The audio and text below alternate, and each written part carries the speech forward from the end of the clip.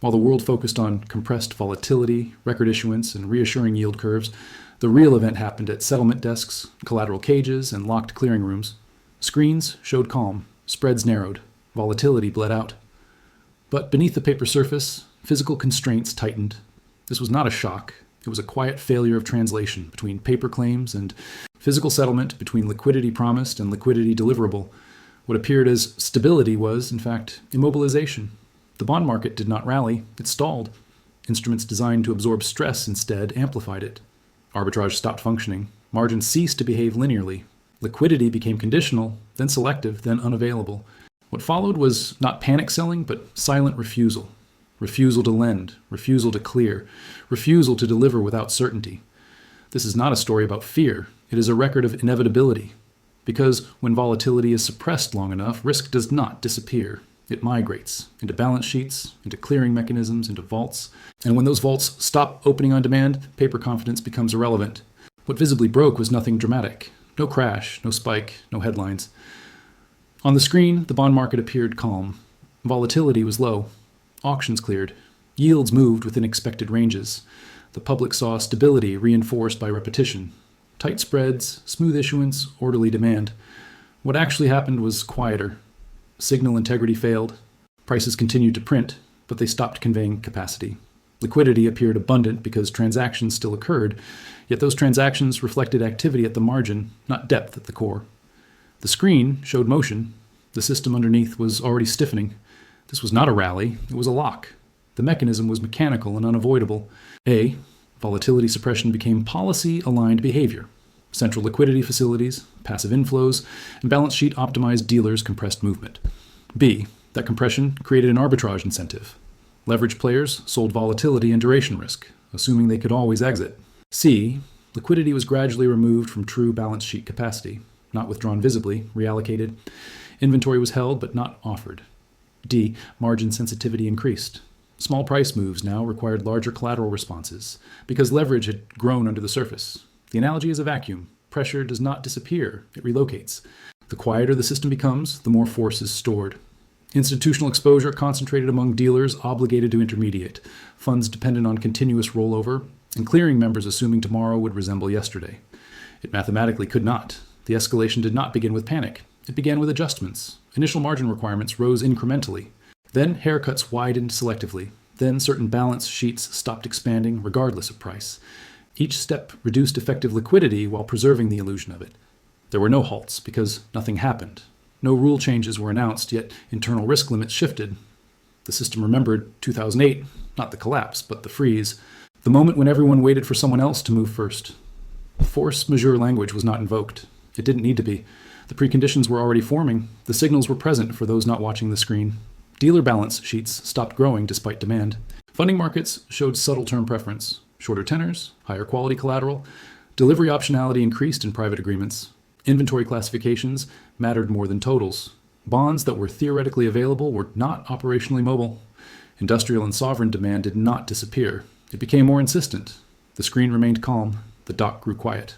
And in that silence, liquidity was no longer a promise, it was a constraint. What visibly broke was settlement rhythm. Publicly, nothing registered. Trades cleared, confirmations printed. The market appeared functional. To observers, the system was doing exactly what it always had. Processing volume, netting exposures, closing books at the end of each day. What actually happened was a shift in behavior. Settlement slowed. Fails increased quietly. Delivery windows stretched. This was not disorder. It was hesitation. Paper claims continued to circulate freely on the screen, but physical settlement began to encounter friction. Requests were met with substitutions. Timelines became flexible. Language softened. The public saw continuity. Inside the system, confidence and immediacy began to erode. The mechanism was structural. Years of rehypothecation multiplied paper claims on the same underlying bonds. B, arbitrage strategies treated settlement as guaranteed, assuming liquidity was symmetrical across time. C, as balance sheets tightened, institutions prioritized control over collateral rather than yield from deployment. D, liquidity was removed not by selling, but by withholding. The analogy is a queue. Everyone still has a ticket, but the line stops moving. Margin pressure intensified because delayed settlement increases exposure duration. Clearing members F aced higher capital charges for the same nominal positions. Institutions with short-term funding were exposed to timing risk rather than price risk. a distinction screens do not show. The escalation followed procedure, not emotion. First came tolerance. Then came internal limits. Then came preference. Counterparties began favoring those with proven delivery histories. Margin add-ons appeared for positions previously considered routine. Settlement extensions normalized, quietly shifting risk forward in time. This mirrored 2008, not the collapse, but the early weeks when repo desks stopped asking about price and started asking about custody. The lesson had already been learned. It was being applied again. Force majeure was still theoretical, but its relevance increased with every delayed delivery. Signals emerged away from price charts. Fails to deliver rose without explanation. Dealer premiums appeared in off-screen negotiations. Inventory categorized as available proved operationally immobile. Eligible bonds remained listed, but registered deliverable supply tightened. Industrial and sovereign demand did not pause. It competed. The screen continued to show liquidity. The settlement layer told a different story, and when settlement becomes conditional, paper confidence begins to decay, even if prices do not move. What visibly broke was arbitrage efficiency. On the screen, price relationships still existed. Futures tracked cash. Spreads oscillated within historical bands. To the public, the machinery of convergence appeared intact. What actually happened was withdrawal. Arbitrage desks reduced size, balance sheets contracted, risk limits hardened.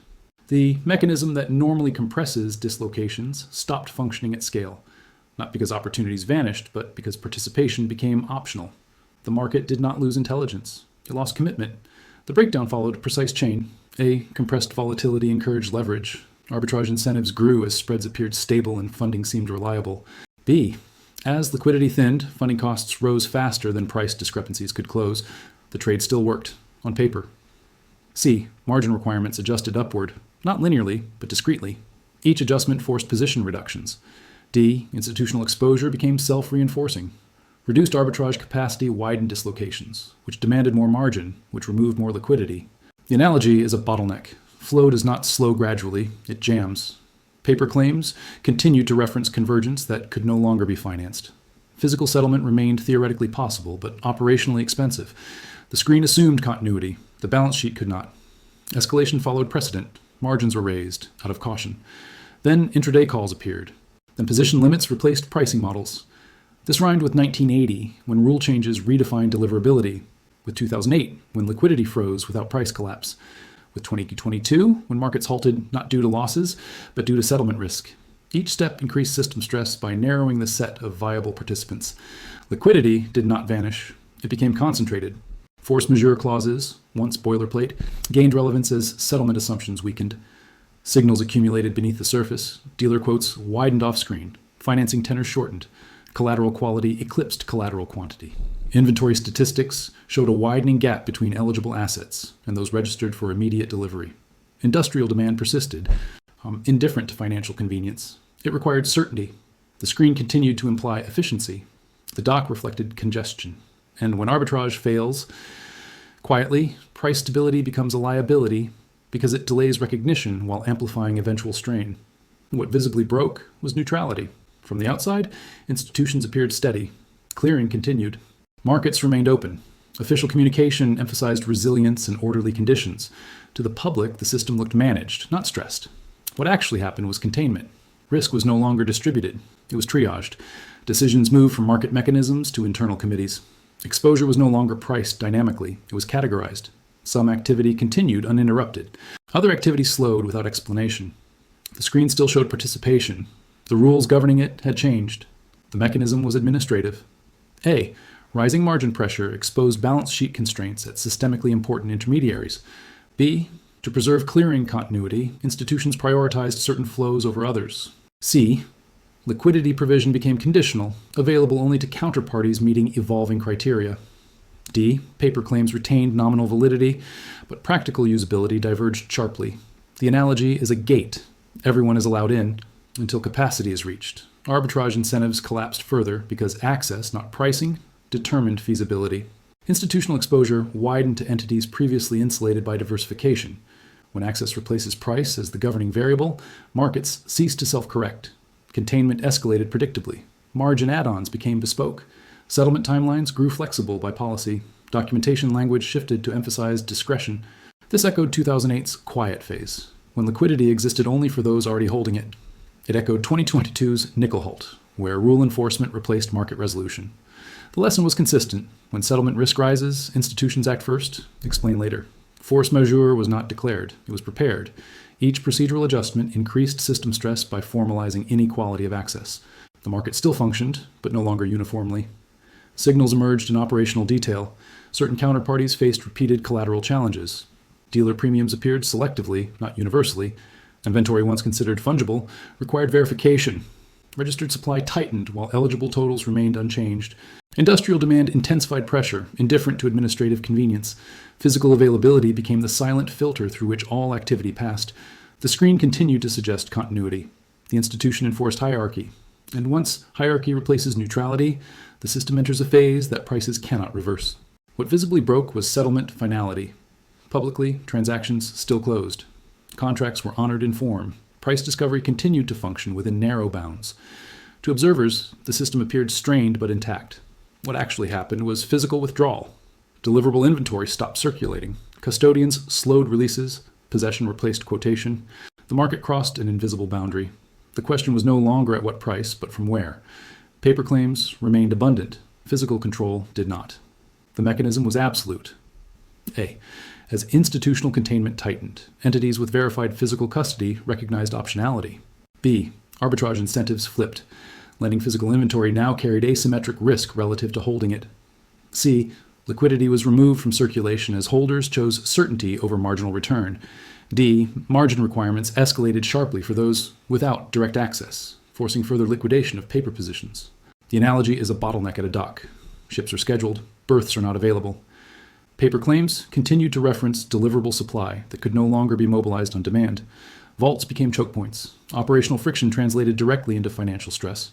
Institutional exposure concentrated brutally among entities, structurally short physical settlement, those reliant on rolling obligations rather than owning inventory outright. At that stage, price was irrelevant. Timing was fatal. Escalation accelerated. Margins rose aggressively for contracts requiring physical fulfillment. Delivery assurances replaced price incentives. Settlement extensions became normalized. This echoed the 1980 silver episode, when rule adjustments redefined deliverability. It echoed 2008, when collateral quality eclipsed liquidity quantity. And it echoed 2022, when the LME halted not because prices moved, but because physical mismatch threatened clearing integrity. Force majeure risk became explicit, not as a declaration, but as a contingency embedded in documentation. Each step increased system stress by reducing the pool of acceptable settlement paths. The signals were unmistakable. Dealer premiums detached from screen prices. Delivery delays extended beyond contractual norms. Registered inventory declined while eligible totals remained superficially stable. Industrial demand intensified pressure. Unlike financial demand, it could not be deferred indefinitely. Physical users required material, not substitution. The screen continued to show liquidity. The vault enforced scarcity. And once physical control becomes the binding constraint, paper markets lose authority. Not through collapse, but through irrelevance. What visibly broke was nothing definitive. There was no failure announcement, no mass unwind, no disorderly price action. From the public perspective, the system endured. Contracts rolled, obligations were extended. Official language emphasized stability and cooperation. The screen continued to function. What actually happened was selective non-resolution. Certain deliveries were deferred. Certain obligations were netted indefinitely. Certain claims remained valid only in theory. Default did not arrive as an event. It arrived as a condition. The mechanism followed institutional logic. A. Physical constraints made full settlement impossible without triggering cascading failures. B. Institutions chose continuity over finality, prioritizing system survival over contractual purity. C. Paper claims were preserved through extensions, substitutions, and administrative tolerance. D. Entities unable to roll exposure without physical delivery absorbed losses silently or exited entirely. The analogy is a margin call that never clears. The account remains open. The deficit remains unresolved. Arbitrage ceased entirely at this stage. Liquidity was no longer removed. It was rationed. Institutional exposure crystallized among participants structurally dependent on paper resolution in a system that now required possession. The final escalation was procedural. Rolling exemptions replaced enforcement. Settlement discipline became discretionary. Loss recognition stretched across reporting periods. This rhymed with 2008's off-balance sheet resolutions, where survival took precedence over transparency. It rhymed with historical episodes where markets did not fail publicly, but confidence eroded privately. Force majeure was not declared universally. It was applied selectively, through precedent rather than proclamation. Each accommodation reduced immediate stress while embedding long-term fragility. The signals confirmed permanence. Certain dealers stopped making markets in size. Certain deliveries required bilateral negotiation. Certain inventories ceased to be referenced altogether. Registered supply remained constrained. Industrial demand adjusted behavior, securing material outside traditional channels. The paper system continued to exist, but no longer governed outcomes. The screen still printed prices. The physical system determined survival. And at that point, the divergence was complete.